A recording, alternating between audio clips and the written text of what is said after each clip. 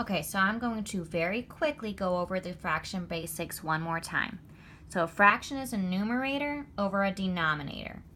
Numerator is pretty much the part, and the denominator is the whole. So for 1/3, that means there's one shaded piece and 3 pieces make a whole, which looks like this. One shaded piece, 3 pieces make a whole. So that's why 1 whole, if my denominator, if I'm dealing with thirds, needs to be 3/3. That means I have 3 shaded pieces out of 3 pieces that make a whole piece shaded. So that comes in handy when you have to deal with what are called improper fractions. So say I have 7/3.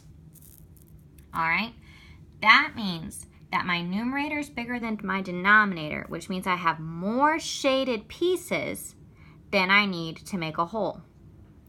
Now, you could sit here and draw it out.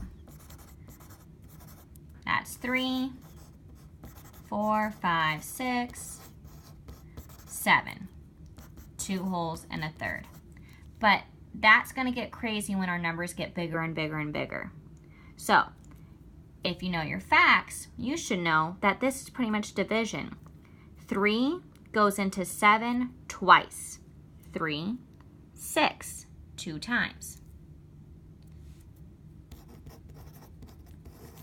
Well, 3, 6, that's only 1 away from 7, so you have 1 left over. If you took 6 out, you only have 1 left over because 6 plus 1 is 7. All right.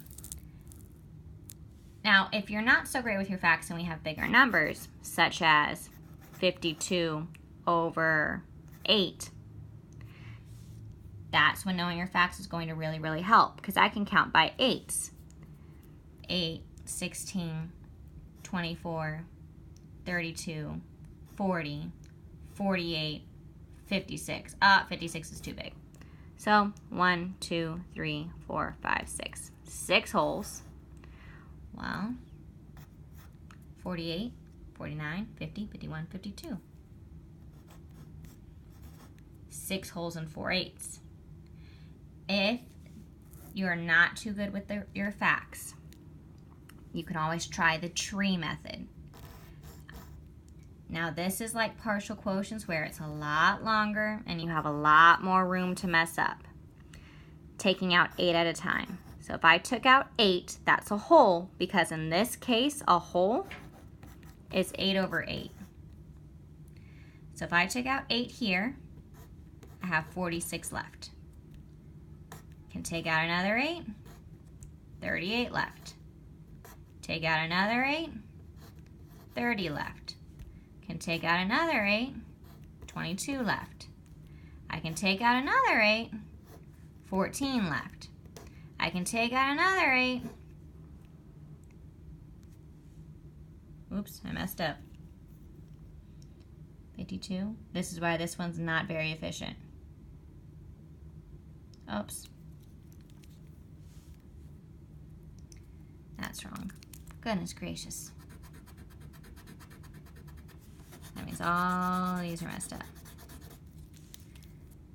52 minus 8 is 44. 44 minus 8 is 36. 36 minus 8, 28, 20, 12, 4. There we go. More. I'm leaving this in here and not re-videotaping because that is more proof why you should know your facts, because you will mess up. Okay, so over here to the side I have 1, 2, 3, 4, 5, 6 holes. This is gone, split up, I split this up, I split this up, I split this up, gone, gone. 4 is left over. My denominator is still 8. So, knowing your facts in the long run makes life a lot easier. Even teachers mess up with this. 4/8. I want to talk about this now. So now we've talked about fraction basics, turning improper fractions into mixed numbers. Now I want to talk about reducing or simplifying. So I have 4/8.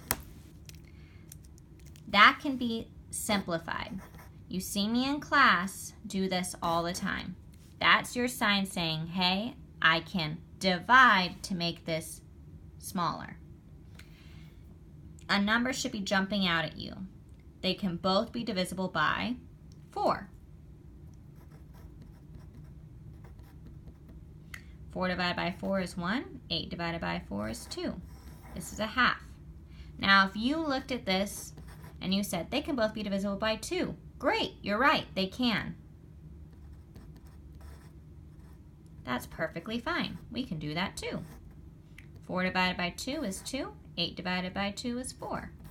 But then you should look at that and go, wait a second, they both can be divided by 2 again, which is how you get 1/2 again. So let's look at this. If I had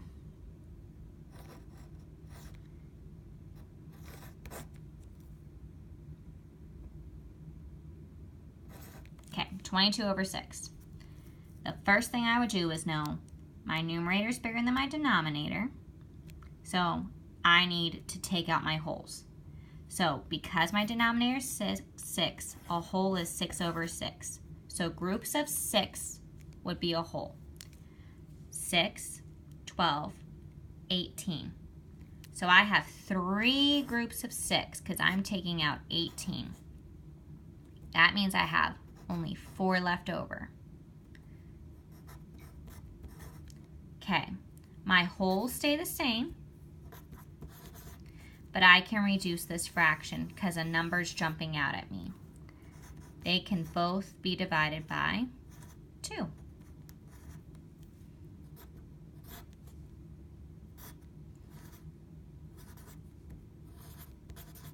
And there you go. I turned an improper fraction to a mixed number and reduced it to simplest form.